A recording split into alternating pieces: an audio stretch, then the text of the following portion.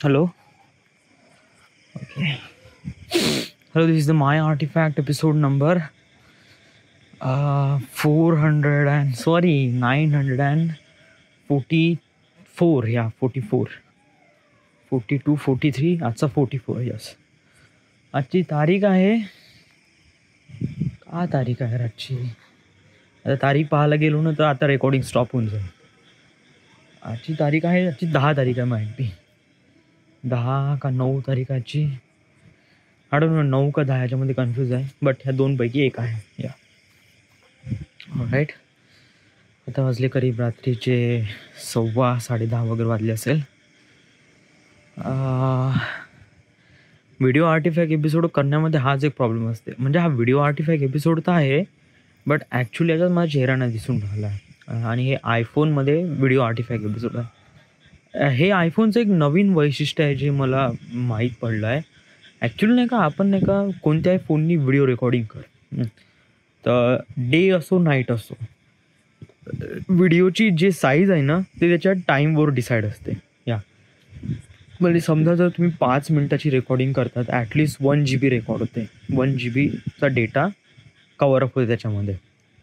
But आयफोनमध्ये असं नाही. आयफोनमध्ये कसं आहे की डे लाईटमध्ये समजा जर आता डे लाईट नाही आता समजा जर फ्लॅश लावला आता बा हे आता माझ्या इथं रेकॉर्डिंगमध्ये का दिसून राहिलं आहे नुसते काळं काळं आणि पांढरे ठिपकं चेकी लाईट आहे. या जेणेकरून नाही का या व्हिडिओमध्ये असं काही पाहण्याला काही आहे नाही तर त्यामुळे याची MB पण जास्त वाढवत नाही. या डार्क आहे तर त्याला डार्कच ठेवते.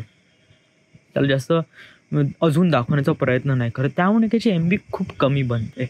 हार्डली 30 मिनिट जरी बोललो ना मी तरी 100-200 MB बनून जाते. या 100-200 आणि ते व्हिडिओ आर्टिफॅक्ट एपिसोड. आणि इट्स रिअली नाईस कारण ऑडिओ आर्टिफॅक्ट एपिसोडमध्ये फक्त तो VLCचा लोगो समोर दिसते आणि it just kind of like really bore. जरी हे व्हिडिओ आर्टिफॅक्ट एपिसोड आहे तर याच्यात थोडं बहुत नाही काही ना काहीतरी मूवमेंट तरी होत आहे ना. इकडे तिकडे लाईटा हालून राहिल्या आहे आणि वगैरे समजा जर मला काही दाखवायचं असेल समजा तिथे रेड लाईट आहे दिसत आहे that is the red light. त्याच्यानंतर इकडे इकडे थोडीशी लाईटं वगैरे थोडं बहुत शॅडो वगैरे क्रिएट करते. आता पहा मी थोडंसं डे लाईटमध्ये जातो थोडंसं काही ना काही रेकॉर्ड करा. See this is the light, this is the चौरस्ता, this is the car, this is home. So आणि दिस इज द चांद. Can you see that's the yellowish spot that is the चांद.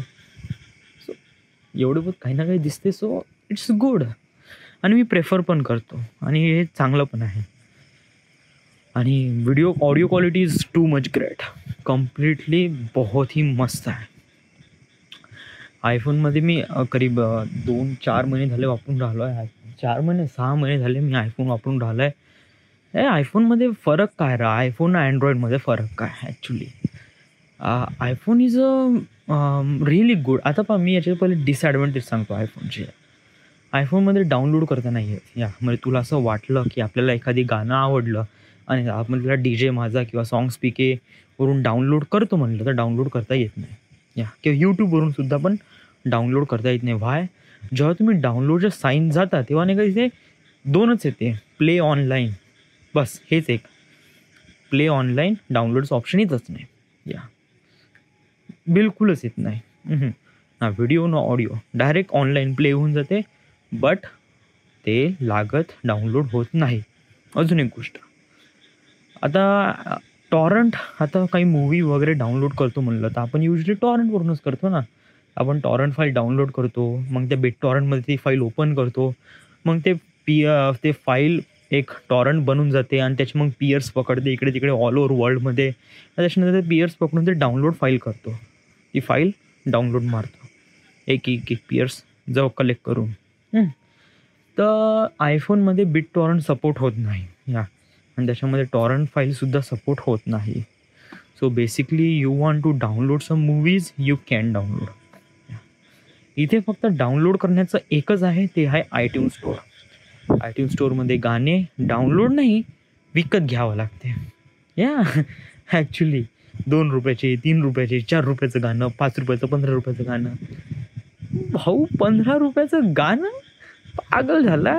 गाण्यासाठी 15 रुपये वेस्ट करू काही कोणी करते बट मी प्रेफर नाही करत. सो आणि त्या iTunesवर पण व्हिडिओ डाउनलोड होते. सो बेसिकली नाही का, आयफोनमध्ये समजा जर इंटरनेट नसेल ना तर मोठा बकवास फोन आहे हा. बहुतच बकवास, काहीच नाही. मग तर काहीच नाही. मग तर हा फोन इतका रद्दी आहे का तुझा नाही का तो नोकियाचा छोटावाला फोन आहे ना तो तुला तरी बेटर वाटन. बट हा मोबाईल इतका बकवास वाटते विदाऊट इंटरनेट. आयफोन म्हणलं तर इंटरनेट पाहिजेनच. विदाऊट इंटरनेट हा फोनच नाही, स्मार्टफोनच नाही, बिलकुलच नाही आहे.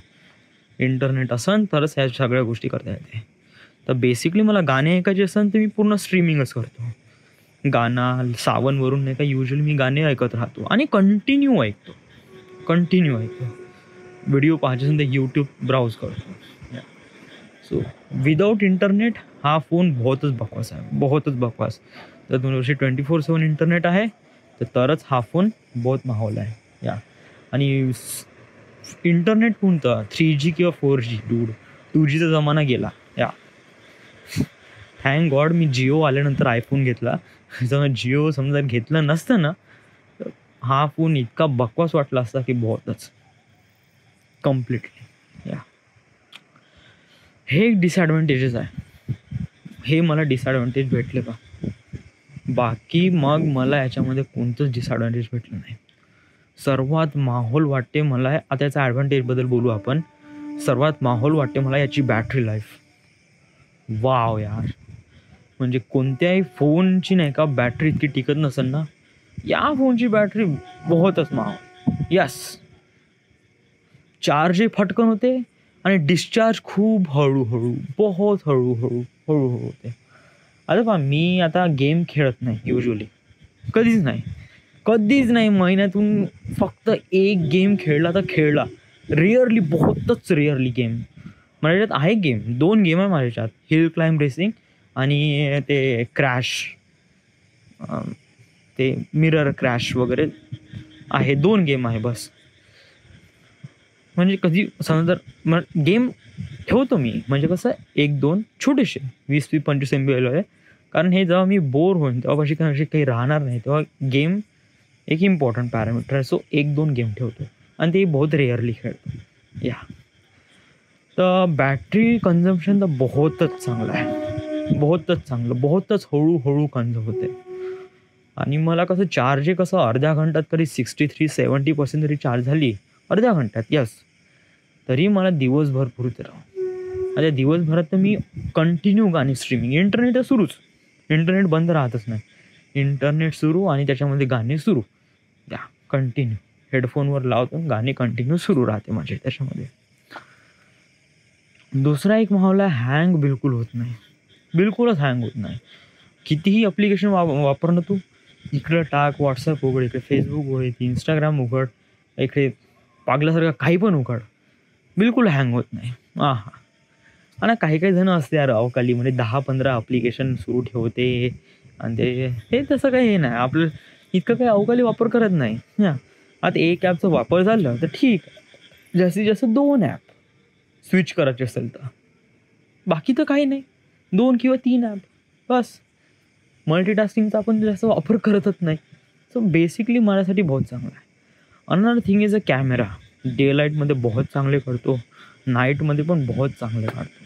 यस, आणि मला डिसअपॉइंटमध्ये एवढाच आहे का कॅमेरामध्ये जो फ्रंट फेस कॅमेरा आहे ना, त्याचा नाही का जो फोकल लेंथ, ॲपरेचर ज्याला का म्हणते, म्हणजे ॲपरेचर म्हणजे काय असते की समजा जर नाही का ओप्पो किंवा सॅमसंग फोनमध्ये कसं ॲपरेचर खूप जास्त आहे, त्यामुळे काय असते की समजा जर कमी डिस्टन्समध्ये नाही का खूप जास्त एरिया तो कवर अप करतो. याच्यामध्ये नाही का front facing camera it just like एक प्रकारे छोट्याशा होलमधून जे इमेज समोर आहे तेच कॅप्चर होत नाही, आजूबाजूला कॅप्चर होत नाही. त्यामुळे सेल्फी घ्यायला जातो म्हणलं ना तर आपल्याला हात खूप दूर करावा लागतो, बहुत दूर हात करावा लागतो, तेव्हा कुठे मग ते सगळेजण कॅप्चर होतात. सो बेसिकली हा फोन सेल्फीसाठी तर बनला नाही, आणि सेल्फी जमली तर खूप दूर हात करावं लागते, ज्याचे लंबे हात असेल तरच. बट बेसिकली मी काही सेल्फी वगैरे काढत नाही, कधीच नाही. काढला तर काढला, एक काढला नाही तर कधीच काढत नाही. बॅक कॅमेरा बहुत माहोल आहे, बहुतच माहोल.